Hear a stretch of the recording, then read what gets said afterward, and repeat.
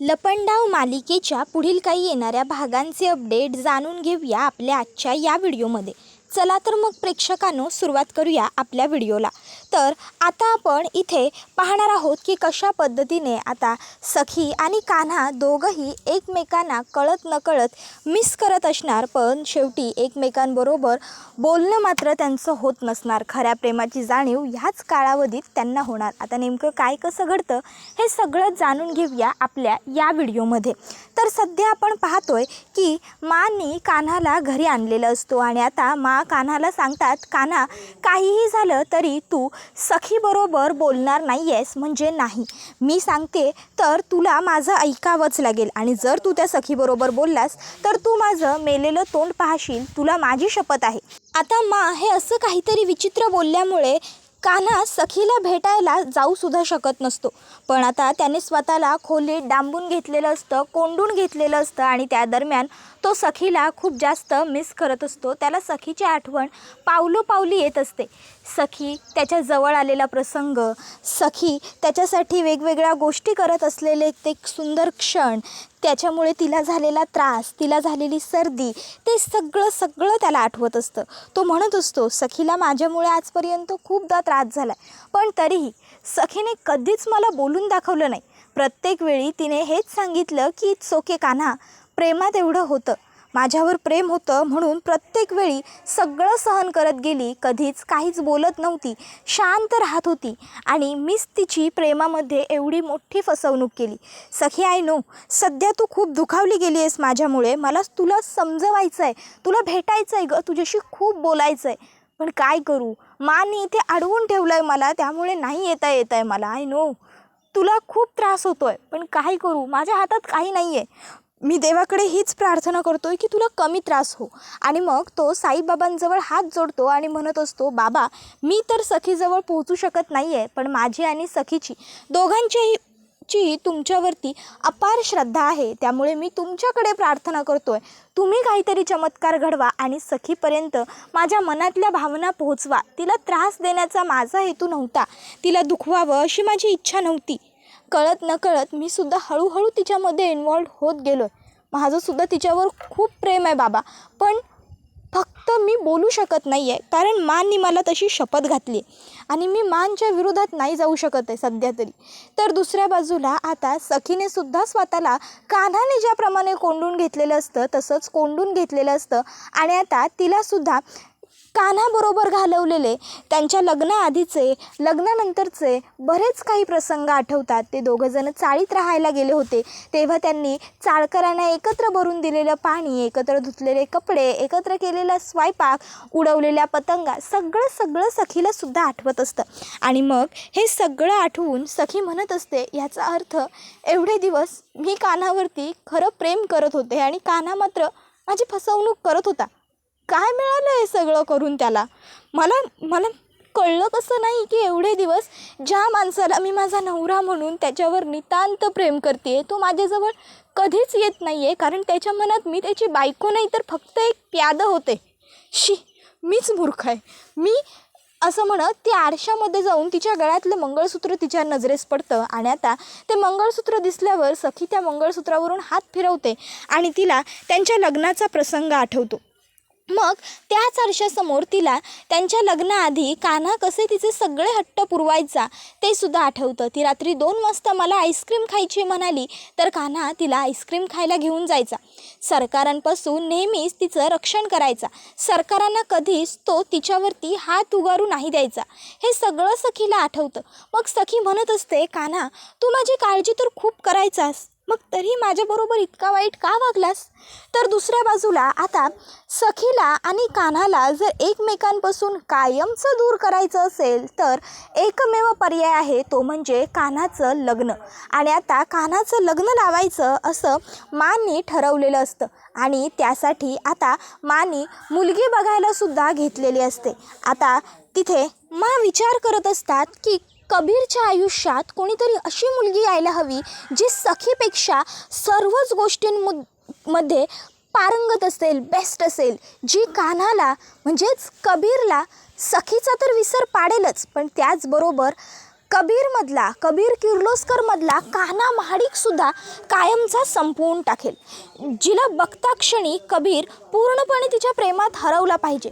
मग आजी विचार करतात आणि देशमुख अशा त्यांच्याच एका क्लायंटची मुलगी त्यांना आठवते.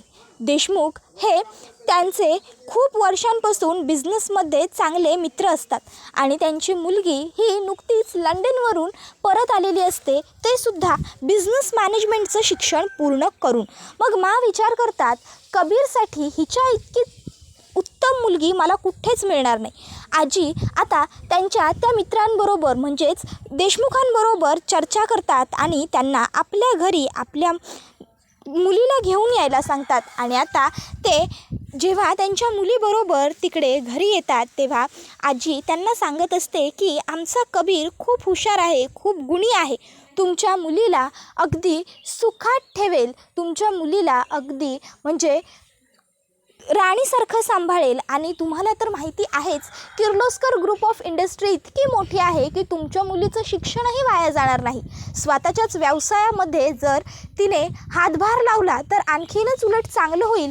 त्याबरोबर आता लगेचच त्या मुलीची आई म्हणते, अहो आजी, पण हे सगळं फक्त तुम्ही बोलताय, कबीर कुठे आहे? नाही म्हणजे त्याच्या आईची अवस्था फार बरी नसते, हे माहिती आहे आम्हाला. अर्पिताताईंनी इथे यावं, आमच्याशी बोलावं अशी आमची अपेक्षा नाही, पण कमीत कमी कबीरने तरी यायला हवं ना, नाहीतर त्याच्या मनात काय आहे हे आम्हाला कसं कळेल? तशा लगेचच त्या मुलीच्या बहिणी आणि काकूसुद्धा म्हणायला लागतात की हो ना, नाही म्हणजे मुलगा मुलगी एकमेकांच्या समोरासमोर बसले, त्या दोघांनी एकमेकांना प्रश्न विचारले, त्या दोघांनी एकमेकांना पसंती दर्शवली की मग आपल्याला काही टेन्शनच उरणार नाही. तशी आजी किरणला सांगते, किरण जा कबीरला बोलवून घेऊन ये. किरण आजीला म्हणत असतो, आजी का? त्यावर आजी म्हणते, मी सांगितलंय तितकं कर. तसा किरण लगेचच कबीरच्या खोलीकडे येतो आणि कबीरला हाक मारत म्हणतो, कबीर कबीर कबीर, मा बोलवतायत, लवकर ये. कबीर म्हणतो, काय चाललंय बाहेर? किरण सांगतो, तुला बघायला ते देशमुख म्हणून आहेत ना, आजीने त्यांना बोलवलं आहे. त्यांची ती मुलगी तीर्था, तिचं लग्न आजी तुझ्याबरोबर ठरवण्याचा प्रयत्न करत आहेत. आता हे ऐकून कबीर खूप संतापतो. कबीर म्हणतो, काय मा असं वागू शकतात असं मला खरंच कधी वाटलं नव्हतं, पण मी हे सगळं नाही करणार आहे. शी. आणि मग तो आता ताबडतोब त्या ठिकाणी पोहोचतो आणि लगेचच तो तीर्थाच्या आईवडिलांसमोर, तिच्या काकाकाकूंसमोर, सगळ्यांसमोर हात जोडतो आणि म्हणत असतो, I am really very sorry की तुमचा वेळ वाया गेला. त्यावर तीर्था म्हणते, कबीर अरे असं का बोलतोयस, आपलं लग्न? त्यावर कबीर म्हणतो, माझं लग्न झालं आहे ऑलरेडी तीर्था, माझ्या बायकोचं नाव आहे सखी कबीर किर्लोस्कर आणि माझी बायको हयात आहे. त्यामुळे कायद्याने एक बायको जिवंत असताना किंवा तिच्या परवानगीशिवाय दुसरी बायको करता येत नाही. त्यामुळे आपलं लग्न होण्याचा प्रश्न येतच नाही. आणि मांनी तुम्हाला इथे बोलावलं आणि तुमचा वेळ वाया घालवला यासाठी मी खरंच दिलगीर आहे. मी हात जोडून तुमची माफी मागतो. सखी माझी बायको आहे आणि माझं सखीवर नितांत प्रेम आहे. सखी व्यतिरिक्त मी कुठल्या इतर मुलीचा विचारच नाही करू शकत. Tirtha, I am extremely sorry. तू माझी खूप चांगली मैत्रीण आहेस आणि कायम मी तुझ्यासाठी मित्र म्हणून तुझ्यासोबत असेन, तुझ्या मागे उभा असेन. मीच काय, माझी बायको सखीसुद्धा मनाने खूप चांगली आहे. आम्ही दोघं नवरा बायको कायम तुझ्यासोबत असू. इवन तुझ्या लग्नालासुद्धा आम्ही दोघं जोडीने येऊ. पण आपलं लग्न होऊ शकत नाही. प्लीज तू ये. आणि काका काकू, मी तुमचीसुद्धा माफी मागतो. I am really very sorry. बिझनेसमध्ये आपले किती चांगले रिलेशन आहेत हे तुम्हाला माहितीच आहे. बिझनेसमध्ये मी किती क्लिअरिटी ठेवतो हेही तुम्हाला माहिती आहे. मग ह्या एवढ्या मोठ्या गोष्टीत मी कशी तुमची फसवणूक केली असती? त्याबरोबर मग मात्र आता त्या देशमुखांना राग येतो आणि आता तीर्थाचे वडील सरळ आजीला म्हणतात, आजी जर तुम्हाला हे असं सगळं आहे हे माहीत होतं तर मग तरीही तुम्ही हे सगळं कशासाठी केलं? तुम्हाला काय मिळालं काय आमचा असा अपमान करून? नाही, बिझनेसमध्ये आपले रिलेशन्स एवढे चांगले आहेत आणि तरीही तुम्ही असं वागाल असं वाटलं नव्हतं कधी. अहो, तुमच्या नातवाचं पहिलंच एक लग्न झालेलं असताना तुम्ही आमच्या मुलीचं आयुष्य उद्ध्वस्त करायला निघालात. त्याबरोबर कबीर लगेचच म्हणतो, हे बघा प्लीज मी तुम्हा सगळ्यांसमोर हात जोडतो, पण प्लीज आता तुम्ही उगाच हा विषय ताणू नका, वाढवू नका.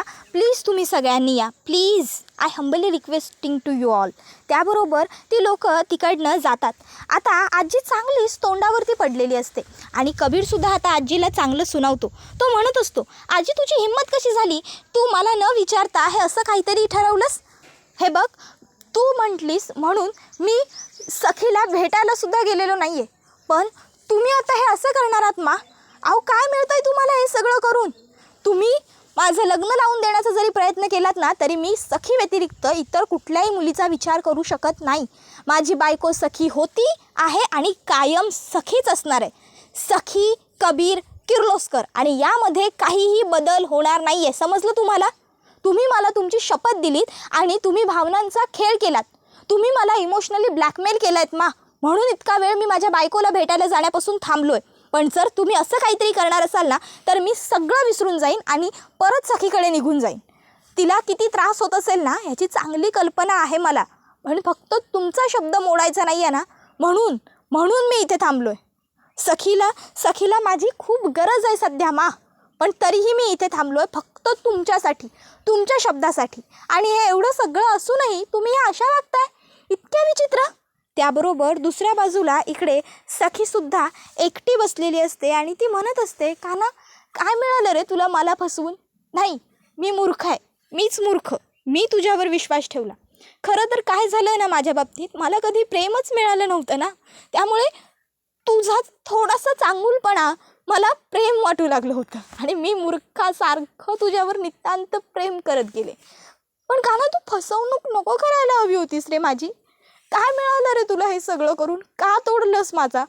कसं बसं माझं आयुष्य मी ढकलत होते, रेटत होते, आणि त्यात तू हे सगळं येऊन केलंस. तुझ्याकडनं ही अपेक्षा नव्हती माझी. मला वाटलं होतं तू माझ्या आयुष्यात आल्याने माझ्या आयुष्याला नवीन दिशा मिळाली, नवीन रंग मिळाले, माझं आयुष्य सुधारलं, बदललं. पण नाही, माझं आयुष्य होतं त्यापेक्षाही खराब झालं. तू माझ्या खऱ्या आईला मला भेटवलंस, त्यानंतर तर माझं आणखीनच तुझ्यावर प्रेम वाढत गेलं. आणि आता काना तू खूप चुकीचं वागलास, पण माझं तुझ्यावरचं प्रेम कमी नाही झालेलं. अजूनही माझं तुझ्यावर खूप प्रेम आहे. बट आय नो तुझं नाही आहे माझ्यावर प्रेम, कारण मी तुझी बायको नाही. तुझ्यासाठी मी फक्त तुझा एक प्यादा होते, प्यादा. त्याबरोबर हा व्हिडिओ इथेच संपतो. व्हिडिओ आवडला असेल तर व्हिडिओला लाईक करा आणि चॅनलला सबस्क्राईब करा. धन्यवाद.